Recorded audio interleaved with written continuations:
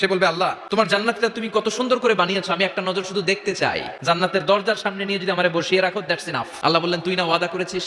সে বলবে আল্লাহ আমারে হতভাগা বানাইয়া তোমার কি লাভ? সুবহানাল্লাহ পড়ে। আমারে তুমি হতভাগা বানিও না। আল্লাহ বলে ঠিক আছে, আবার সিগনেচার কর যে জান্নাতের দরজার সামনে বসিয়ে দিলে আর কিছু চাবি না। সে সিগনেচার করে বলে আমি চাবো না। আল্লাহ বললেন জিব্রাইল বেচারারে ধরে জান্নাতের গেটের সামনে বসায় দে। এবার জান্নাতের গেটের সামনে বসে বসে জান্নাতের সৌন্দর্য দেখা শুরু করবে। সুবহানাল্লাহ। ওই হতভাগা লোকটা বলবে আল্লাহ এত সুন্দর জান্নাত তুমি বানালা, চোখ দিয়ে সৌন্দর্য দেখি, কান দিয়ে আওয়াজগুলো শুনি, হুর আর গেলমান হেঁটে বেড়ায়, এত সুন্দর জান্নাত চোখ দিয়ে দেখি ঢুকতে পারি না, আমারে কষ্ট দিয়ে তোমার কি লাভ?